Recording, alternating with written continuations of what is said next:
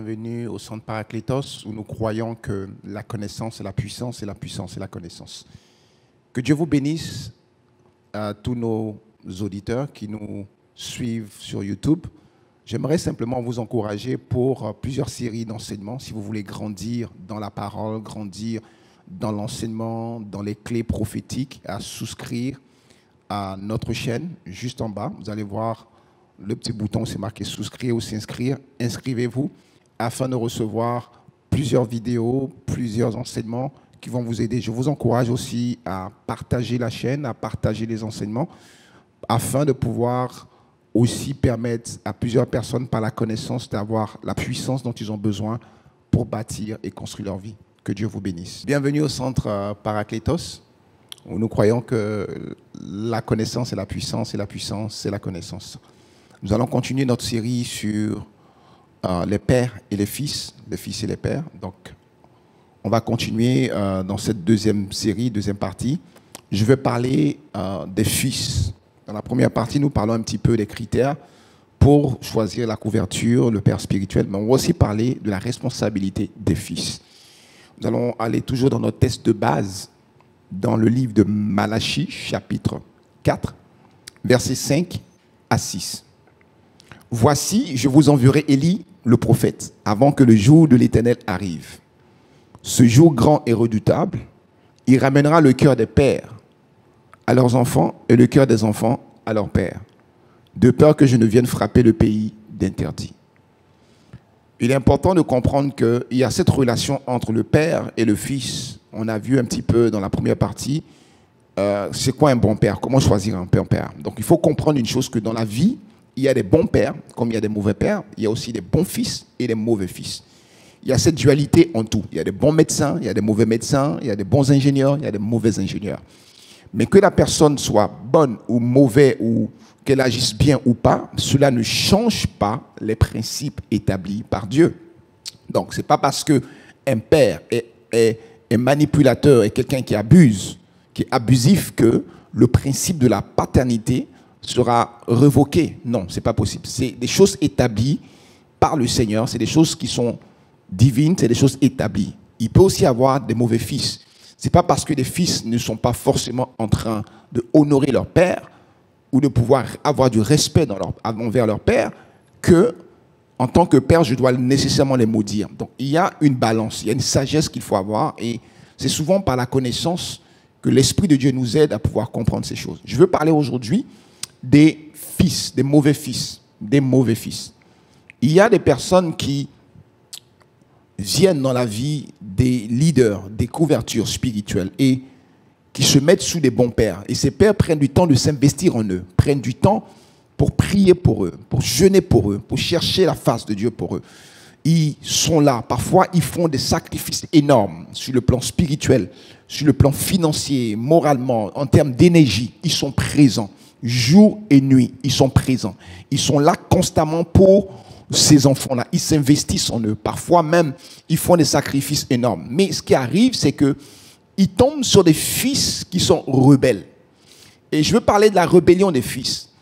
La rébellion n'est pas forcément extériorisée. Malheureusement, lorsqu'une rébellion est extériorisée, il est plus facile de la traiter parce qu'il y a des rébellions extériorisées. Quelqu'un va te dire, littéralement en tant que père, tu n'es pas mon père, je ne veux pas, ou c'est Dieu qui est ma couverture. Ça, c'est des rébellions extériorisées. Et beaucoup sont dans cette dynamique-là. Et ce n'est pas la volonté de Dieu. Dieu veut qu'on puisse comprendre ce principe-là. Et il y a une deuxième forme de rébellion, c'est la rébellion intériorisée. La personne ne te dira jamais non, elle te sourit, elle est d'accord avec toi, mais à l'intérieur d'elle-même, elle est quelqu'un qui te rejette, qui ne te voit pas ou qui ne t'accepte pas comme père ou comme couverture spirituelle.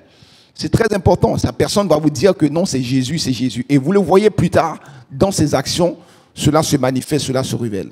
La Bible dit « Honore ton père et ta mère afin de vivre longtemps et heureux ».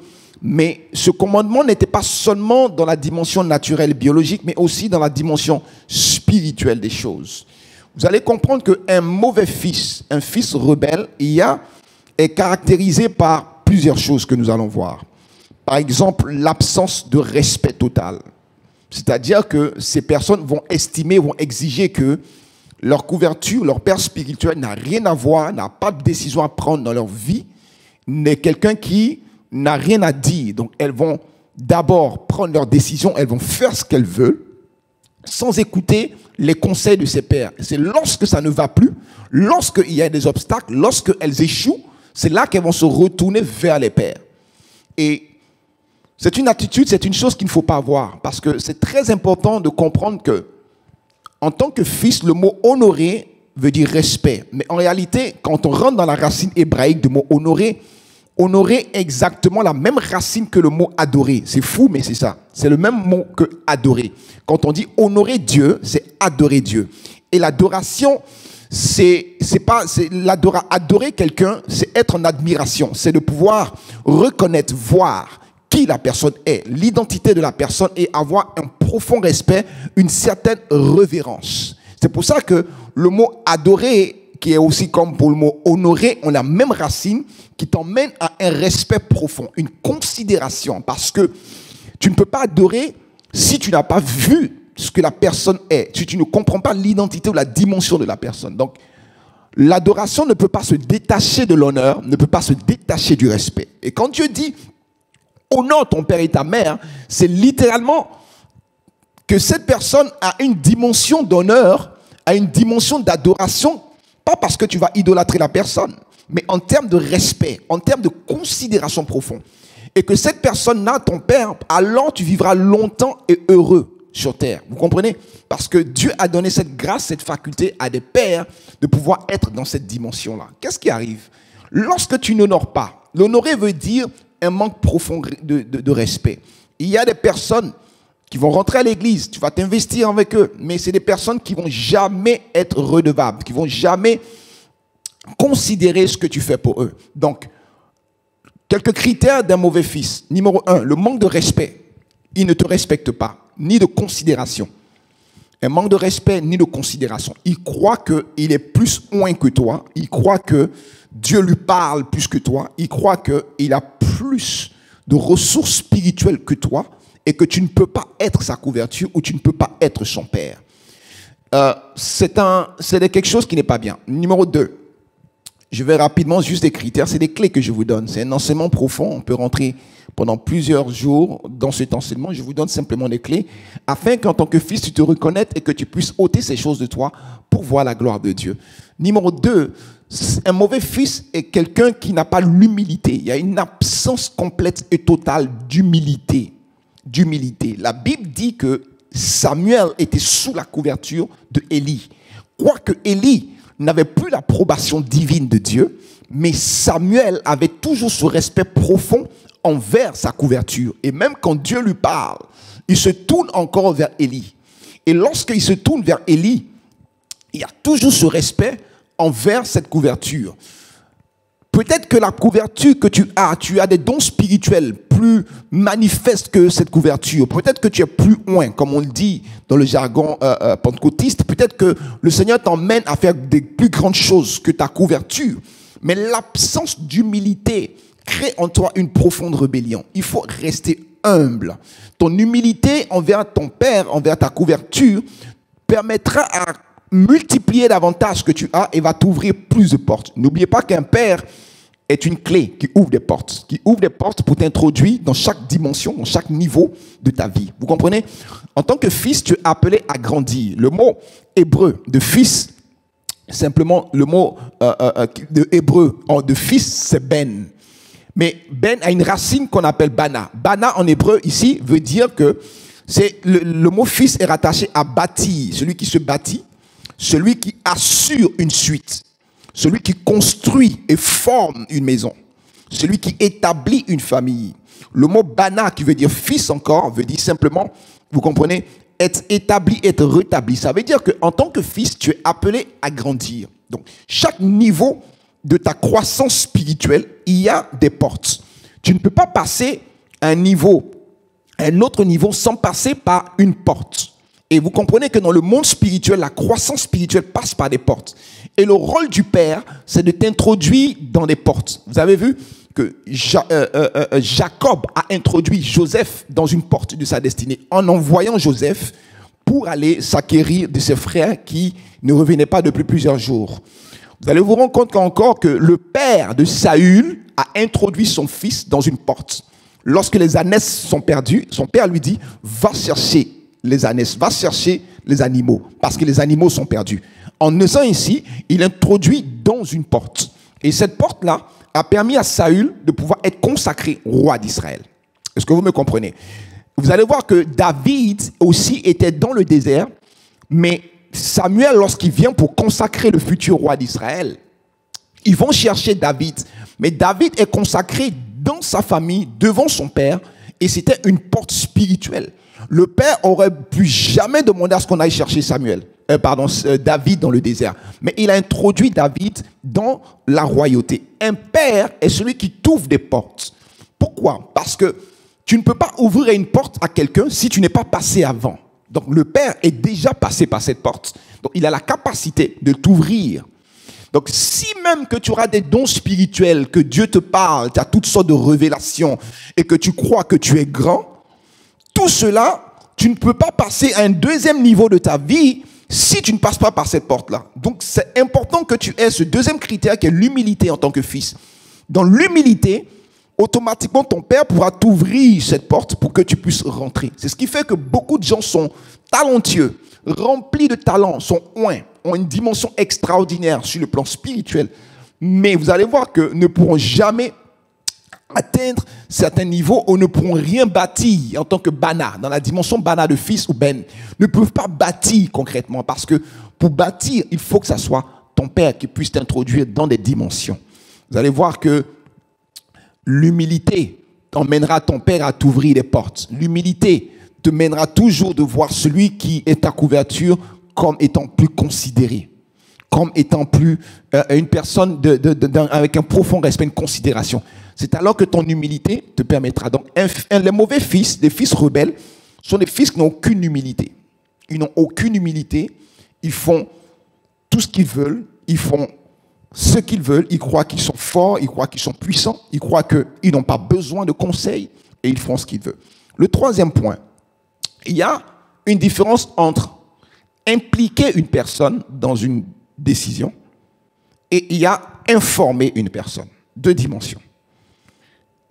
Les fils qui honorent leur père vont impliquer leur père dans ce qu'ils veulent faire.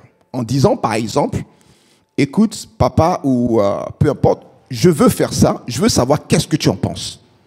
Le fait de dire qu'est-ce que tu en penses, tu l'inclus dans ta décision parce que son conseil a de la valeur pour toi. Parce que tu le considères.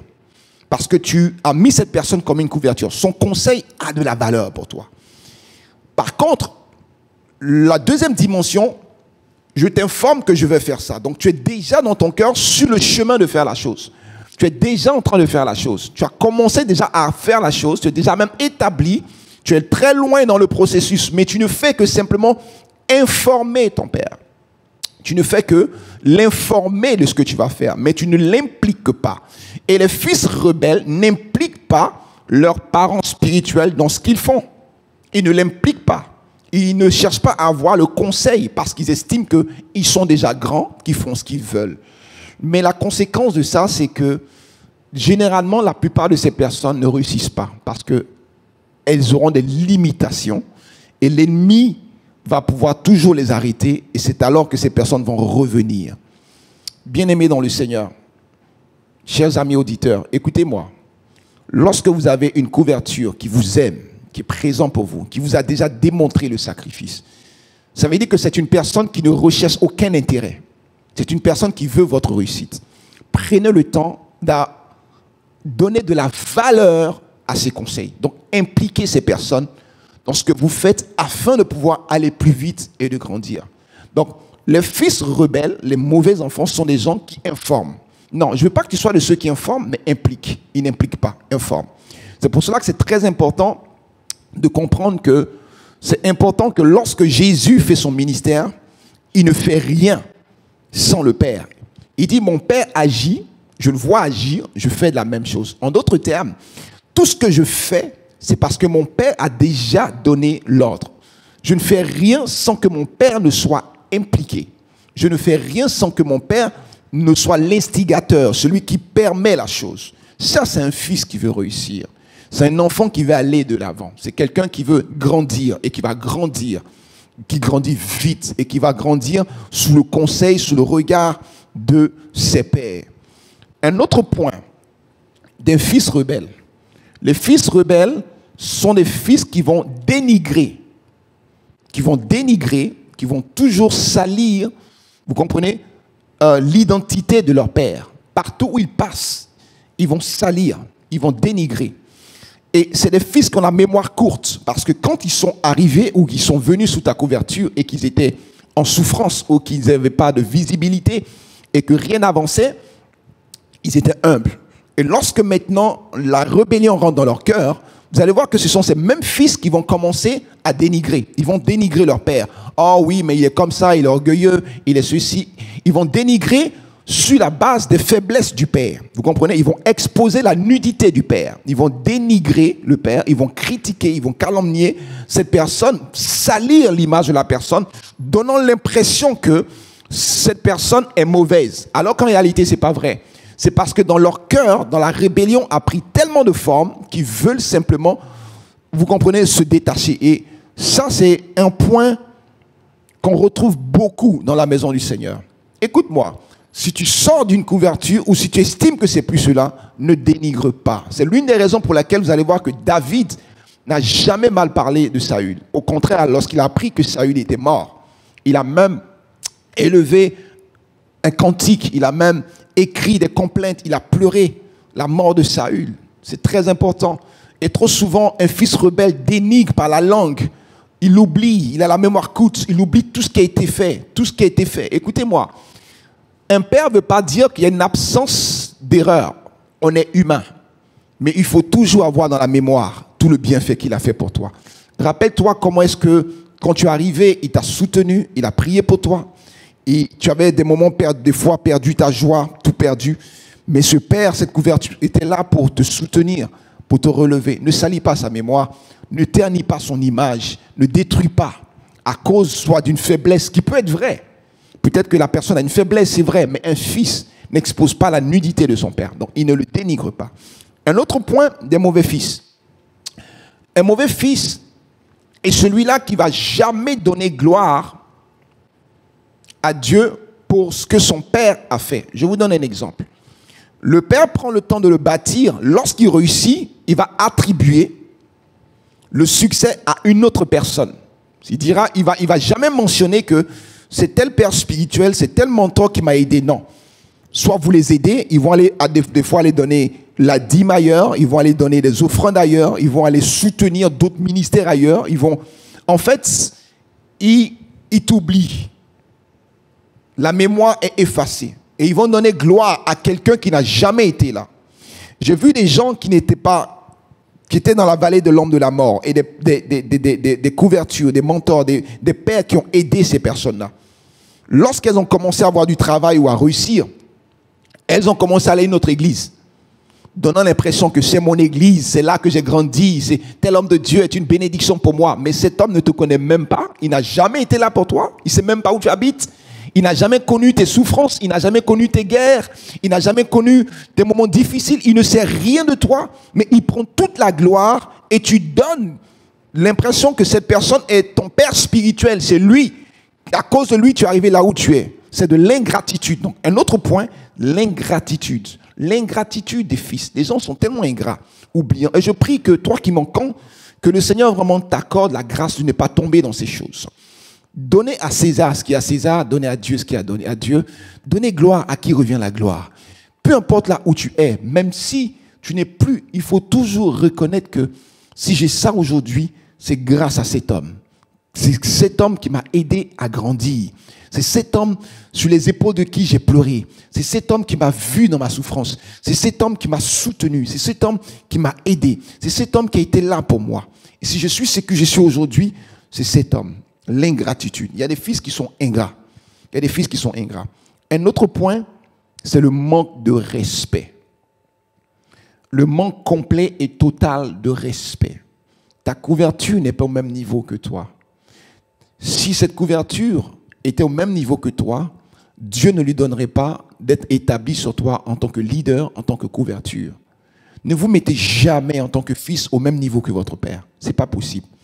Un père est celui-là qui t'a engendré dans l'esprit. Et c'est important, le manque de respect. Certains pays, certaines nations, ça aide. La culture aide un petit peu à pouvoir respecter et honorer leurs leaders. Certaines nations, non.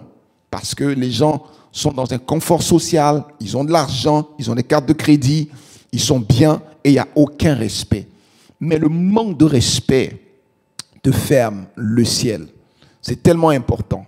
Quand on manque de respect, il y a des démons qui sont relâchés pour détruire notre vie. La Bible dit que lorsque Élisée va recevoir le manteau, un jour Élisée va recevoir le manteau, lorsque Élie est enlevé. Dès qu'il reçoit le manteau, la Bible dit qu'il est en train de marcher et il y a eu des jeunes enfants qui se sont moqués du prophète. Ils ont littéralement manqué de respect au prophète en se moquant de sa calvitie. La Bible déclare que dans sa colère, n'étant pas content, un ours est venu déchirer plus d'une quarantaine d'enfants. Lorsque vous manquez de respect à celui-là même qui a été là pour vous, il y a des démons qui sont mandatés simplement pour briser, pour détruire tout ce que vous bâtissez. Le symbole de l'ours qui déchire, ça veut dire que tout ce que, en tant que bana, en tant que ben, en tant qu'enfant, tu bâtis, il y a un destructeur, il déchire. C'est l'une des raisons pour laquelle vous allez voir que, toi qui m'écoutes, peut-être que tu as été dans cette position, ta vie va commencer à tourner en rond. Tu vas te rendre compte que tout ce que tu fais ne réussit pas. Tu as un travail, au bout d'un certain temps, tu perds le travail. Tu es dans une relation, ça ne fonctionne pas. Et tu es dans ce stade parce que le manque de respect. La Bible déclare que un jour, David a aidé un homme. Et cet homme, il a aidé en tondant la laine des brebis, il a aidé. Et quand David était dans le besoin, cet homme a été ingrat. Cet homme a manqué de respect à David. David était sur le point de le tuer. Lorsque Dieu l'a arrêté dans sa course, il dit non, tu n'as pas besoin de te salir les mains. Moi-même, je vais traiter avec cet homme. Parce qu'un principe céleste a été brisé. Bien-aimé, quelqu'un comme père peut garder le silence. Il peut être rempli d'amour, mais cela ne change pas les principes spirituels qui sont établis. Lorsque tu manques de respect à une personne qui prie pour toi, et la Bible dit, ayez de la déférence, du respect pour vos leaders, car ils devront rendre compte à Dieu pour vos âmes. S'ils le font en murmurant, s'ils le font en ayant de la peine, cela ne serait pour vous d'aucun salut.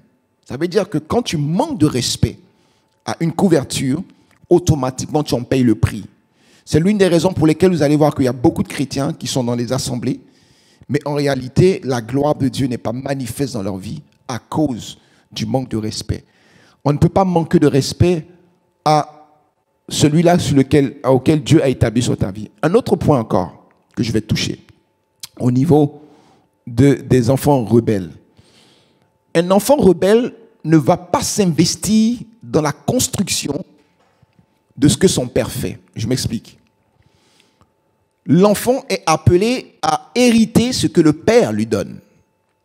Il est appelé à prendre l'héritage. Mais pendant que le père est en train de construire, bâtir son héritage, il ne participe pas. Il n'est pas présent. Il n'est pas là. Ça veut dire quoi? Il ne va pas donner de dîmes, il ne va pas donner d'offrandes, il ne va pas assister le ministère, il ne va pas soutenir. En fait, il n'est même pas présent. Son énergie, son temps, son cœur, il n'est pas dans tout ce que le Père fait. Donc, si tu n'es pas dans tout ce que le Père fait, il te sera difficile de hériter ce que le Père va laisser. Le fils de Moïse n'était pas de bonne moralité, mais c'est Josué qui était avec Moïse, qui a hérité de toute la sagesse de Moïse. La Bible dit qu'il imposa les mains, Moïse imposa les mains à Josué et lui transmit toute sa sagesse.